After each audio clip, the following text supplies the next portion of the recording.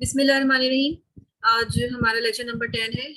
Last time भी हम लोगों ने चैप्टर नंबर 3 यानी ओम्स लॉ के प्रॉब्लम्स डिस्कस किए थे और आज भी जो है वो हम लोग प्रॉब्लम डिस्कस करेंगे ओम्स लॉ की। अच्छा, लेकिन ये जो प्रॉब्लम्स हैं ये थोड़े से डिफरेंट टाइप के प्रॉब्लम्स हैं। इसमें हम एक प्रॉब्लम डिस्कस करेंगे ट्रबल शूटिंग का और एक जो है हम एक्टिविटी प्रॉब्लम डिस्कस करेंगे। अब ये किस तरह की प्रॉब्लम्स हैं ये हमें पता चल जाएगा अभी जब थोड़ा सा हमारा लेक्चर आगे बढ़ेगा तो। अच्छा, बेसिकली ये जो है हम हमारे पास जो न्यूमेरिकल्स होते हैं, प्रॉब्लम्स होती हैं, बहुत सारी तरह की होती हैं। न्यूमेरिकल्स होते हैं जिसमें हम नंबर्स वगैरह पुट अप करके जो डाटा के नंबर्स हमें गिवन होते हैं वो पुट अप करके फॉर्मूले में हम उसकी वैल्यू न्यूमेरिक वैल्यू यानी नंबर की फॉर्म में हम आंसर निकालते हैं। कुछ प्रॉब्लम्स ग्राफिकल प्रॉब्लम्स होती हैं, कुछ एनालिटिकल प्रॉब्लम्स होती हैं। तो हम लोगों ने लास्ट टाइम जो प्रॉब्लम डिस्कस किए वो हमने न्यूमेरिकल्स डिस्कस किए और आज जो है वो हम ट्रबल शूटिंग और एक्टिविटी के प्रॉब्लम्स करेंगे। अच्छा, इससे पहले कि हम लोग प्रॉब्लम की तरफ आगे बढ़े, एक छोटी सी डेफिनेशन स्विच की मैं बताना चाहती हूँ आप लोगों को कि व्हाट इज अ स्विच। अच्छा, बेसिकली स्विच से तो हम लोग सब वाकिफ हैं। स्विच हमारे घरों में लगा होता है। सर्किट बोर्ड के अंदर हम कहते हैं अच्छा भाई फैन का स्विच ऑन कर दें, फैन का स्विच ऑफ कर दें। तो बेसिकली स्विच जो है वो क्या काम कर रहा होता है, स्विच जो है वो इलेक्ट्रिसिटी को कभी कनेक्ट करता है और हमारे अप्लायंसेस रन होना शुरू हो जाते हैं और बाज़ दफ़ा स्विच जो है वो डिस्कनेक्ट कर देता है इलेक्ट्रिसिटी सप्लाई को और हमारे अप्लायंसेस जो है वो क्या हो जाते हैं, ऑफ हो जाते हैं। तो बेसिकली सर्किट एनालिसिस के अंदर जो अभी तक हम लोगों ने बहुत सिंपल सा सर्किट पढ़ा है उसके अंदर हम लोग एक डीसी सप्लाई या बैटरी यूज करते हैं और एक कोई लोड रेजिस्टेंस या रेजिस्टर होता है। सिंपल अभी हम लोगों ने यही सर्किट पढ़े। तो लेकिन प्रैक्टिकली जो है ना, कोई भी सर्किट स्विच से खाली नहीं होता। अब अगर हमारे पास कोई भी अप्लायंसेस ले लें हम, जैसे टीवी हो गया या आयरन हो गई या फिर हम किचन के अंदर ग्राइंडर या ब्लेंडर वगैरह यूज कर रहे होते हैं, उसके अंदर उसका अपना स्विच मौजूद होता है। तो कोई भी अप्लायंस जो है उसके अंदर ऐसा नहीं है कि उस सर्किट के अंदर जो है स्विच मौजूद ना हो, उसके अंदर स्विच लगा हुआ होता है। और अगर स्विच उसके अंदर हम नहीं लगाएं तो उस सिस्टम के, उस सर्किट के डैमेज होने के चांसेस जो है वो ज्यादा होते हैं। अगर बहुत ज्यादा वोल्टेज आ गया हमारे घर में तो वो अप्लायंस जो है वो खराब हो सकता है। ठीक है। और उसके अलावा अगर जैसे ये सिंपल सर्किट है, सर्किट के अंदर अगर मैंने ये बैटरी लगाई हुई है, लेट सपोज ये बल्ब लगा हुआ है यहाँ पर, ये रेजिस्टर जो है वो किस चीज को रिप्रेजेंट कर रहा है, लेट सपोज कोई हमने बल्ब लगाया हुआ है, एलईडी बल्ब। तो अब क्या होगा कि अगर ये स्विच हम यहाँ पर ना लगाएं तो फिर ये जो सप्लाई है मुस्तकिल हमारा करंट फ्लो होता रहेगा, बल्ब ग्लो करता रहेगा चाहे हमें रोशनी की जरूरत हो या नहीं हो। और थोड़े अरसे के बाद ये जो हमारी बैटरी है ये क्या हो जाएगी, ये ड्रेन हो जाएगी। तो स्विच जो है वो बहुत ज्यादा जरूरी है। स्विच के बगैर जो है वो हमारा सर्किट कंप्लीट नहीं होता। It is very much important. Practical devices के अंदर स्विच होना जरूरी होता है।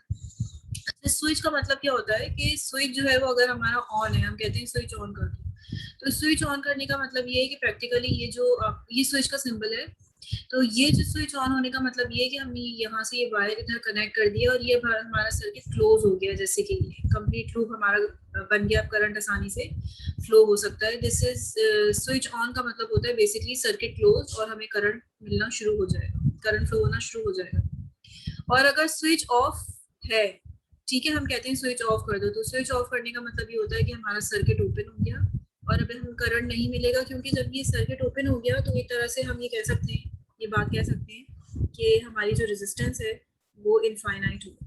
ठीक है, फॉर स्विच ऑफ पोजीशन के ऊपर हमारी जो रेजिस्टेंस है सर्किट की वो इनफाइनाइट हो गई और अगर इनफाइनाइट रेजिस्टेंस है तो करंट फ्लो नहीं करेगा।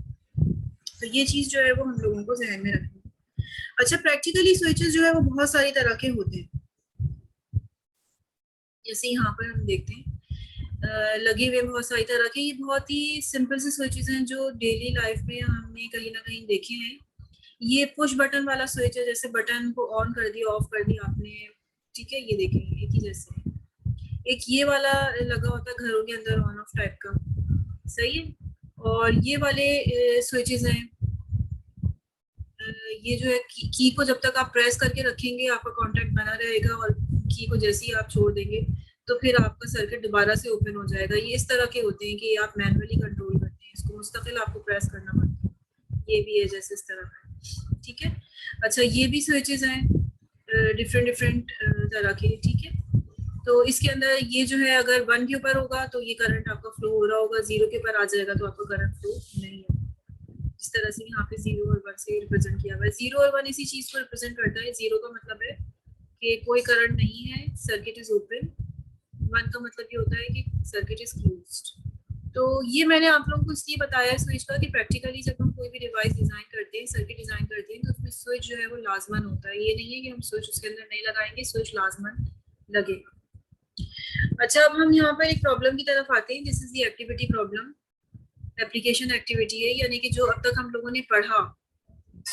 लेक्चर नंबर 9 के अंदर मैंने आप लोगों को थोड़ा सा लेक्चर प्रॉब्लम्स करवाए थे, तो उसका मैं आप लोगों को रिव्यू दे दूँ। उसके अंदर हम लोगों ने एक सिंपल से सर्किट पढ़ा था और हमने देखा था कि उसके अंदर हम डिफरेंट डिफरेंट वैल्यूज, वोल्टेजेस की, करंट की, रेजिस्टेंस की मालूम कर सकते हैं फॉर्मूले में। और कुछ प्रॉब्लम्स मैंने डिस्कस किए थे। उसके अंदर मैंने आप लोगों को बताया था कि करंट को जो है वो हम कुछ तरीके से कंट्रोल कर सकते हैं। अगर हमारे पास वोल्टेज कांस्टेंट है तो हम रेजिस्टेंस को अगर तब्दील कर देंगे तो उसकी वजह से हम करंट को कंट्रोल कर सकते हैं। अगर किसी जगह पे रेजिस्टेंस को कांस्टेंट है तो हम वोल्टेज भी इंक्रीज या डिक्रीज कर सकते हैं, जिसकी मदद से हम करंट को कंट्रोल कर सकते हैं।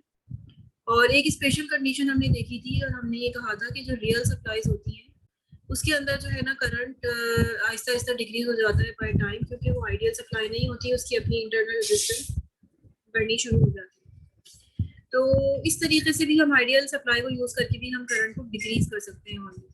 ठीक है।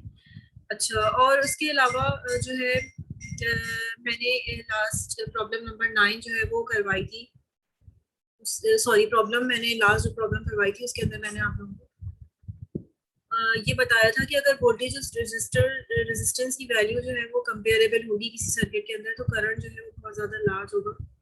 तो अगर मिली एम्पेयर से करंट की अमाउंट बढ़ के जो है वो एम्पेयर्स के अंदर चली जाती है, तो आप लोगों को उस सर्किट में बहुत ज़्यादा मोहतात रहना है। करंट आपको पता है कि हार्मफुल होता है। तो यही जो है ना एप्लीकेशन एक्टिविटी के अंदर प्रॉब्लम हम करेंगे कि हमने करंट को कंट्रोल करना सीखा है कि बेसिकली वोल्टेज को, रेजिस्टेंस को, की वैल्यूज को चेंज करके हम करंट को कंट्रोल कर सकते हैं। तो इस प्रॉब्लम में हम देखते हैं कि क्या करने के लिए हमसे कह रहे हैं। एक सर्किट डिजाइन करने के लिए बेसिकली हमसे कह रहे हैं अप्लाई करो। भाई आपने जो कुछ पढ़ लिया है उससे कोई एक्टिविटी करो, कुछ उसको अप्लाई भी करो। इन दिस एप्लीकेशन अब हम करने क्या जा रहे हैं, ये हमारी बुक में पेज नंबर 90 के ऊपर गिवन है। A resistive circuit is developed for controlling the speed of a small DC motor. किसी तरह की हमारे पास मोटर है, उसकी स्पीड को हमें कंट्रोल करना है और उसकी स्पीड को हमें कंट्रोल किस तरीके से करना है, एक रेजिस्टर हमें लगाना है। ठीक है। अच्छा, अब ये जो डीसी मोटर को कंट्रोल कर रहा है, use to drive a fan for cooling electronic equipment. और ये जो डीसी मोटर है, ये डीसी मोटर हम चला किस लिए रहे हैं, उस डीसी मोटर के साथ हमने कोई फैन लगाया हुआ है कूलिंग करने के लिए, और इलेक्ट्रॉनिक इक्विपमेंट्स जैसे सीपीयू वगैरह में लगा होता है। ठीक है। One way to control the speed of a DC motor is to connect a resistor to the motor, as shown in the figure number 3.17. Simply आप ये मोटर कोई है उसके साथ में एक रेजिस्टर लगा लें, तो इसकी स्पीड जो है ना वो कंट्रोल हो जाएगी। इसकी स्पीड कैसे कंट्रोल हो जाएगी? बेसिकली हम क्या कर रहे हैं, रेजिस्टेंस अप्लाई कर रहे हैं सर्किट में। तो रेजिस्टेंस जब हम अप्लाई करेंगे तो हमारा जो करंट होगा वो डिक्रीज हो जाएगा। अगर रेजिस्टेंस बढ़ा रहे हैं उस सर्किट में करंट डिक्रीज हो जाएगा। करंट डिक्रीज होगा तो स्पीड जो होगी मोटर की वो भी क्या हो जाएगी, डिक्रीज हो जाएगी। अगर रेजिस्टेंस को हम इंक्रीज कर रहे हैं उस सूरत में करंट डिक्रीज होगा, स्पीड भी डिक्रीज होगी। अगर हम रेजिस्टेंस को डिक्रीज कर रहे हैं तो करंट बढ़ेगा और स्पीड ऑफ द मोटर भी इंक्रीज होगी। ठीक है। तो ये दोनों चीजें जो है ना, हम यानी कि हम ये बात पढ़ चुके हैं कि रेजिस्टेंस की मदद से हम करंट को कंट्रोल करते हैं। तो रेजिस्टेंस को अगर हम डिक्रीज करेंगे तो करंट और मोटर की स्पीड बढ़ेगी, रेजिस्टेंस को डिक्रीज करेंगे तो करंट जो है सॉरी यस ठीक है, रेजिस्टेंस को अगर आप डिक्रीज करेंगे करंट बढ़ेगा और स्पीड भी बढ़ेगी। अगर रेजिस्टेंस को इंक्रीज करेंगे तो करंट डिक्रीज होगा। ठीक है, करंट जो है वो हमारा डिक्रीज होगा और हमारी मोटर की स्पीड भी जो है वो क्या हो जाएगी, डिक्रीज हो जाएगी। इसको मैं यहाँ पर करेक्ट कर देती हूँ।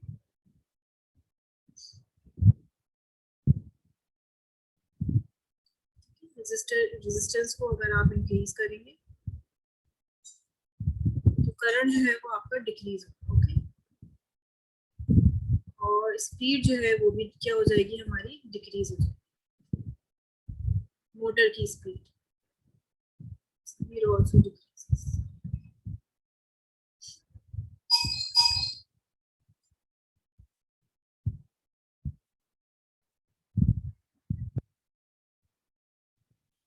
ठीक है, यहाँ पर मैंने लिखा हुआ भी है कि resistance is inversely proportional to current. ठीक है, यानी करंट की मदद से हम क्या कर रहे हैं, स्पीड को कंट्रोल कर रहे हैं।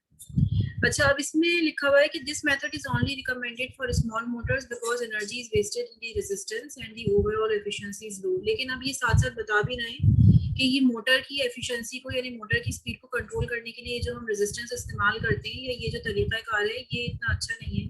ये सिर्फ छोटे इक्विपमेंट्स के लिए इस्तेमाल हो सकता है क्योंकि इसमें एनर्जी वेस्ट होती है। ज़ाहिर है रेजिस्टेंस लगा हुआ है, यहाँ पर आपकी कुछ ना कुछ एनर्जी वेस्ट हो रही है। ये 12 वोल्ट्स की सप्लाई यहाँ पर लगी हुई, छोटा सर्किट है, एक इलेक्ट्रॉनिक इक्विपमेंट्स के अंदर हम इस सर्किट को इस्तेमाल करते हैं। अच्छा, आगे कह रहे हैं कि सर्किट इज रिक्वायर्ड। अब हमें क्या करना है, हमें एक ऐसा सर्किट बनाना है that will allow selection of 4 motor speeds, यानी मोटर की हमें 4 मोटर की स्पीड्स बनानी है, हम एक नहीं बनानी। The control circuit is to be mounted on a small box that will be attached to the equipment cabinet to control the fan motor speed। और उसको हम जो भी सर्किट हम डिजाइन करेंगे उसको हम जो है ना माउंट कर देंगे, जैसे यहाँ पर बताया हुआ सर्किट में 12 वोल्ट की सप्लाई लगाई हुई है, डिफरेंट स्पीड्स के हम यहाँ पर स्पीड कंट्रोलर का सर्किट बनाएंगे, इधर लगा देंगे और ये आपके पास मोटर लगी। अच्छा, अब करना क्या है हमें इसके अंदर, आगे हमें हिंट दे रहे हैं वो कि बेसिकली यहाँ पर हमें बता रहे हैं कि application requires 4 distinct switches speeds. हमें वो कह रहे हैं कि स्विचेबल स्पीड्स 4 चाहिए हमें, तो रेजिस्टर्स भी हमें 4 चाहिए। ठीक है, your job is to develop a schematic determine the values for the required resistors. 4 resistors की वैल्यू हमें चाहिए होंगी क्योंकि 4 स्पीड्स चाहिए हमें। And prepare a test procedure for the circuit, और हम उसको वर्क भी करके देखेंगे उस सर्किट को। ठीक है, अच्छा, अब ये यहाँ पर नीचे हमें बता रहे हैं कि ये जो 4 एप्रोप्रिएट स्पीड्स हैं ये कौन कौन सी होनी चाहिए। 800 रेवोल्यूशन पर मिनट, 600, 400 एंड 200। ठीक है, ये 4 स्पीड्स के ऊपर हमें सेट करना है, और उसके लिए जो है वो हमें उन्होंने डाटा क्या दिया हुआ है, डाटा उन्होंने हमें ये दिया, उन्होंने ये कहा है कि ये ग्राफिकल एक डाटा है। इस ग्राफिकल डाटा के अंदर अगर हम गौर से देखें तो ये एक्स एक्सिस के ऊपर करंट है और ये वाई एक्सिस के ऊपर मोटर की स्पीड है, और एक ये स्ट्रेट लाइन यहाँ पर बनी हुई है। स्ट्रेट लाइन हमें गिवन थी कि जैसे जैसे हम करंट को बढ़ा रहे हैं मोटर की स्पीड बढ़ रही है, तो हमें पता है कि हमें जो है वो 800 आरपीएम पे सेट करना है, 600, 400 और 200। तो यहाँ से हमने डाटा जो है ना वो निकाल 800 स्पीड कैसे मिलेगी हमें, जब हमारा करंट जो है 0.2 एम्पेयर होगा। 600 स्पीड कैसे मिलेगी, जब हमारा करंट तकरीबन 0.1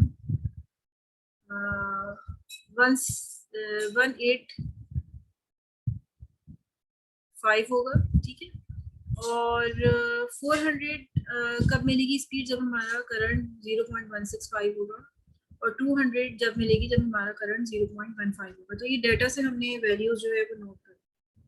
अब जब हमने डाटा से ये वैल्यूज नोट कर ली तो फिर हम थोड़ा सा जो है वो काम आगे बढ़ाएंगे। अपना काम हम यहाँ पर से आगे बढ़ाएंगे। हमें पता है कि हमने अपनी सप्लाई जो है वो 12 वोल्ट्स की रखनी है, तो वोल्टेज हमारा 12 वोल्ट्स कांस्टेंट है। करंट की वैल्यूज जो है वो हमें डिफरेंट स्पीड्स के ऊपर हम लोगों ने ये नोट कर लिए कि ये वाली वैल्यूज जो है वो करंट की हैं। तो उस पर हम किस फॉर्मूले से, V is equal to I R के फॉर्मूले से R is equal to V upon I करके डिफरेंट रेजिस्टेंस की वैल्यूज जो है वो डिटरमाइन कर। जैसे जैसे हमारा रेजिस्टेंस की वैल्यू बढ़ेगी हमारा करंट कम होगा, करंट कम होगा तो हमारी स्पीड भी जो है वो क्या होगी, कम होगी। यहाँ तक हमारा एक टास्क कंप्लीट हो गया कि हम लोगों ने जो है वो 4 रेजिस्टर्स की वैल्यूज जो है वो डिटरमाइन कर दी। अब हम क्या करेंगे, एक हम स्विच लेंगे। ठीक है, और ये उस स्विच के साथ में ये 4 रेजिस्टर्स जो है वो कनेक्ट कर देंगे। जब ये स्विच 1 के साथ में रेजिस्टर नंबर 1 के साथ क्लोज होगा, ये रेजिस्टर नंबर 1 है 60 ओम्स का, तो करंट जो है वो सर्किट एक्शन क्या होगा कि प्लस से करंट निकला, ये स्विच क्लोज है, 1 पे से गया। ठीक है, करंट मोटर में से होता हुआ ये हमारा सर्किट क्लोज होगा। अगर ये जो स्विच है ये 2 पे क्लोज होगा तो करंट हमारा 2 से पास होगा और हमारी स्पीड 600 आरपीएम के ऊपर सेट हो जाएगी खुद ब खुद। और फिर इसी तरीके से स्विच अगर 3 पे क्लोज होगा तो 400 आरपीएम पे सेट हो जाएगी, और स्विच अगर 4 पे क्लोज होगा तो 200 आरपीएम पे हमारी स्पीड मोटर की सेट हो जाएगी। ये जो है ना प्रैक्टिकली जो स्विच है वो हमारा आगे बनी हुई डायग्राम दिखाते हैं। ये बेसिकली हमारा स्विच है, रोटेटरी स्विच है ये, ठीक है, जिसमें जैसे हमारे फैंस के अंदर रेगुलेटर टाइप के लगे हुए होते हैं ना, तो उस तरह का ये रोटेटरी स्विच है। तो ये रोटेटरी स्विच जिस पे अभी आप सेट करेंगे, आप यहाँ लिख दीजिए भाई 800 आरपीएम है, उसके अंदर आपने रेजिस्टर लगाया होगा 16 ओम्स का, और इसी तरीके से रेजिस्टेंस की वैल्यू बढ़ती जाएगी। तो आपने यहाँ पर जो सर्किट डायग्राम है, इधर आपने ये सर्किट को अटैच कर देना है, ये वाला सर्किट बेसिकली स्विच बेसिकली आपने डिजाइन किया है, ठीक है, और वो आपने यहाँ पर लगा दिया। अच्छा, अगेन ये चीज हमने लर्न कर ली कि अच्छा भाई हम किसी भी मोटर की स्पीड को किस तरीके से कंट्रोल कर सकते हैं, लेकिन ये बात जहन में रखिए कि ये जो स्पीड कंट्रोल करने का तरीका है, ये छोटे सर्किट्स के लिए तो ठीक है, क्योंकि हम बहुत छोटे वोल्टेजेस के ऊपर काम कर रहे हैं। रजिस्टर के थ्रू स्पीड कंट्रोल करना, करंट कंट्रोल करना, इसमें एनर्जी जो है वो हमारी बहुत वेस्ट हो जाती है, ठीक है। एक तो हम लोगों ने ये एक्टिविटी प्रॉब्लम की इस चैप्टर के अंदर, तो ये हमारी यहाँ पर खत्म हो गई, ये हमारा सर्किट डिजाइन हो गया। अब हम कर रहे हैं एक next problem which is the trouble shooting problem, ठीक है। अब ये ट्रबल शूटिंग प्रॉब्लम ये है कि यहाँ पर हमने मैंने आप लोगों को स्विच की डेफिनेशन बताई थी ना, कि what is the definition of a switch. Switch जो है अगर ऑन है तो इसका मतलब है हमारा सर्किट क्लोज है, और स्विच अगर ऑफ है तो इसका मतलब है हमारा सर्किट जो है वो क्या है, ओपन है। तो बाज़ दफ़ा क्या होता है कि हमें जो है ना वो प्रैक्टिकली ज़रूरत पेश आती है कि हमारा कोई सर्किट जो है ना वो काम नहीं कर रहा, मिसाल के तौर पर, तो हम ये देखते हैं कि अच्छा भाई सर्किट तो सारा हमारा ठीक लगा हुआ है, कनेक्शंस हमारे ठीक लगे हुए हैं, तो ये हमारा सर्किट क्यों नहीं काम कर रहा। तो हमको चेक करने की ज़रूरत पेश आती है कि बाकी हर जगह से जो हमारे वायर्स हैं वो कनेक्ट हुए हैं या नहीं कनेक्ट हुए। तो ये हम चेक करते हैं मल्टीमीटर की मदद से, और इसको हम कहते हैं कि अगर हमारा सर्किट क्लोज है या क्लोज नहीं है, इसको हम कहते हैं कंटिन्यूटी। क्योंकि अगर कहीं से वो ओपन हो जाएगा तो इसका मतलब है कि कंटिन्यूस नहीं है, वो ब्रेक, कंटिन्यूटी ब्रेक हुई है, जैसे कि इसमें बताया। सर्किट क्लोज होने के लिए हम एक टर्म और यूज करते हैं which is known as the continuity, और वो मल्टीमीटर की मदद से चेक होती है। ये मैंने यहाँ पर एक लिंक दिया हुआ है, इस लिंक के जरिए आप जो है वो वॉच कर सकते हैं। एक वीडियो मैंने शेयर किए कि कंटिन्यूटी मल्टीमीटर की मदद से जो है वो किस तरीके से चेक करते हैं। वैसे अगर हमारे पास कोई भी मल्टीमीटर होता है, तो उस मल्टीमीटर के अंदर जो है वो हम पिन को जो है वो सेट कर देते हैं रेजिस्टेंस के ऊपर, ठीक है, बीप के ऊपर, सॉरी, बीप के ऊपर हम उसको सेट कर देते हैं। और इसके जो दो वायर्स होते हैं, उन दो वायर्स को, एक ब्लैक वाला वायर होता है, एक हमारा रेड वाला वायर होता है, उसको हम फॉर एग्जांपल किसी भी वायर के दोनों एंड्स के ऊपर हम उसको टच कर देते हैं।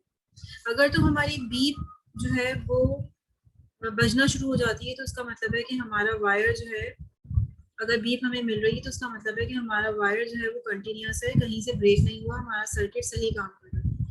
अगर बीप हमें नहीं मिलती तो इसका मतलब क्या है कि हमारा वायर जो है उसकी कंटिन्यूटी नहीं है, हमारा वायर जो है वो कहीं ना कहीं से ओपन हुआ हुआ है।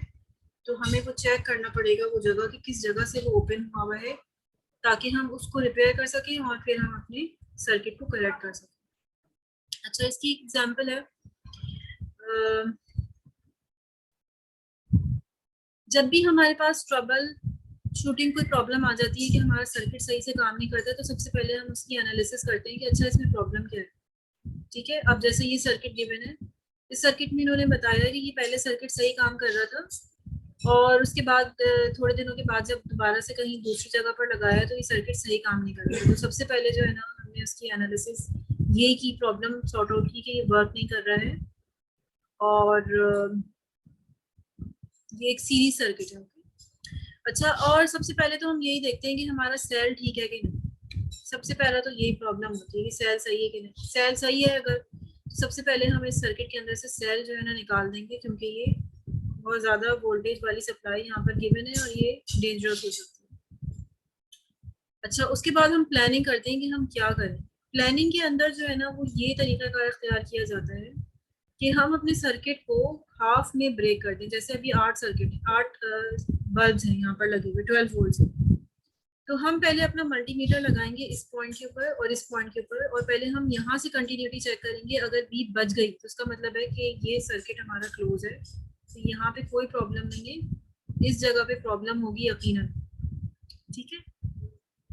तो इसको कहते हैं हाफ स्प्लिट अप्रोच, ठीक है, कि हमें जो है वो किस तरीके से अपनी सर्किट को एनालाइज करना है। अब जैसे इस डायग्राम के अंदर बताएं, सबसे पहले स्टेप 1 में हम क्या करेंगे कि यहाँ से यहाँ तक मल्टीमीटर के जरिए चेक करेंगे। अब जैसे बीप यहाँ पर बच जाएगी तो हम कहेंगे कि कंटिन्यूस है, सब काम कर रहा है सर्किट, ये ठीक है, ठीक है। इसको हम कहते हैं half split method of trouble shooting. फिर सर्किट को हमने आधा यहाँ से लेके यहाँ तक हमने चेक किया, तो जाहिर है कि इनफाइनाइट रेजिस्टेंस आएगी और बीप नहीं बजेगी, तो हमें पता चल जाएगा कि अच्छा ये सर्किट हमारा ओपन कंटिन्यूस नहीं है।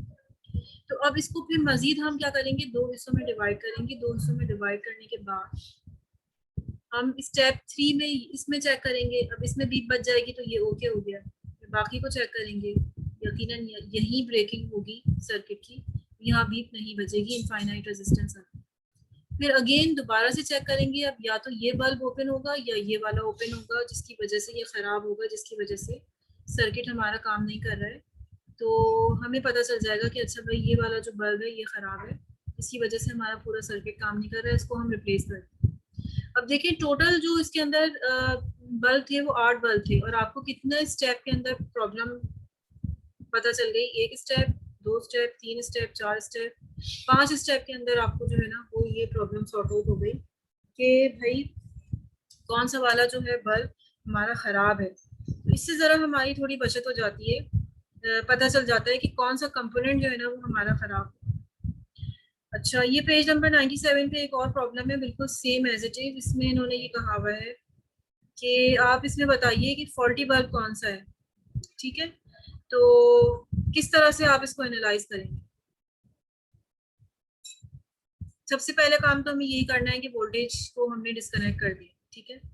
अब सबसे पहले यहीं से लेफ्ट हैंड साइड से शुरू करते हैं और हम फर्स्ट रीडिंग लेते हैं। तो स्टेप 1 के अंदर ही हमें पता चल गया कि अच्छा भाई इनफाइनाइट रेजिस्टेंस आ रहे हैं, तो फिर हम उसको हाफ स्प्लिट करेंगे, इसको देखेंगे और इसको देखेंगे। स्टेप 2 के अंदर सही रीडिंग आ रही है। फिर स्टेप 3 में देखा हमने, स्टेप 3 में इनफाइनाइट आ रही है, तो इन दोनों में से कोई ना कोई बल्ब खराब है। इस तरीके से हम करते हुए चले जाएंगे, ठीक है। अच्छा, एक और प्रॉब्लम देखते हैं इसमें। इसमें लिखा हुआ है कि हमारे पास 32 लाइट बल्ब है, वही है बिल्कुल सेम प्रॉब्लम, लेकिन कोई एक बल्ब जल गया है। अब हमें उसको सॉर्ट आउट करना है कि कैसे वो बल्ब जल गया है। तो वही हम मल्टीमीटर से हाफ स्प्लिटिंग मेथड के जरिए जो है वो बल्ब चेक करते चले जाएंगे। तो चूंकि 32 बल्ब हैं, पहले 16 बल्ब को हम देखेंगे, 16 बल्ब को, ठीक है। 1 से लेके 16 तक चेक करेंगे और 17 से लेके 32 तक चेक करेंगे। तो इसमें तो जाहिर है कि ये हमारा सर्किट ओके आएगा। इसमें इन्होंने हमें बताया हुआ है कि कौन सा वाला बल्ब खराब है, 17 बल्ब खराब है। तो आपसे पूछ रहे हैं कि कितनी रीडिंग्स आपको लेने के बाद पता चलेगा कि अच्छा आपका 17 बल्ब जो है वो खराब है। सबसे पहले तो हम एक काम ये करेंगे, स्टेप 1 की वोल्टेज को रिमूव कर देंगे। तो फर्स्ट स्टेप हमारा ये होगा कि 1 से 16 तक हमारी रीडिंग ओके आएगी और 17 से 32 तक ओके नहीं आएगी, ठीक है। दूसरी रीडिंग में आपको ये पता चल जाएगा कि अच्छा भाई ये सर्किट हमारा ओपन है। फिर आप हाफ स्प्लिट मेथड आप यूज कर रहे हैं लेफ्ट से, 17 से 24 तक फिर आप मजीद इसको हाफ करेंगे। 17 से 24 तक रीडिंग लेंगे तो वो ओपन रीडिंग आएगी, तो आपको पता चल जाएगा कि अच्छा भाई ये ओपन है। 17 से 24 के बाद फिर आधा मजीद आप इसको स्प्लिट करेंगे और 17 से 20 तक आप इसकी रीडिंग लेंगे। 17, 18, 19, 20 4 बल्ब आपके पास होंगे। फिर मजीद आप 17 और 18 को करेंगे तो आपके पास रीडिंग नहीं आएगी। फिर 17 या 18 में से आपको पता चल जाएगा कि लेफ्ट से चूंकि आप कर रहे हैं सारा काम स्टार्ट, तो 17 से ही आपको पता चल जाएगा कि रीडिंग नहीं आएगी। तो कितनी रीडिंग लेनी पड़ी आपको? 1, 2, 3, 4, 5, 6 स्टेप्स के अंदर आपको पता चल जाएगा कि आपका 17वां बल्ब जो है ना वो खराब। 32 बल्ब में से 17वां बल्ब खराब था, 17 बल्ब खराब था आपका। तो आपको 6 रीडिंग के बाद ही पता चल गया। यानी अगर बड़े बड़े सर्किट होते हैं तो उसमें आपकी जो ये अप्रोच है ट्रबल को फाइंड आउट करना, वो आसान हो जाता है, ठीक है। तो आज के जो प्रॉब्लम्स हम लोगों ने किए हैं इसमें ट्रबल शूटिंग का और एक्टिविटी का प्रॉब्लम था। नेक्स्ट टाइम जो है वो मैं आप लोगों को करवाऊंगी प्रॉब्लम्स इसी चैप्टर के, उसमें से हम करेंगे एक्सरसाइज में से। अल्लाह हाफ़िज़।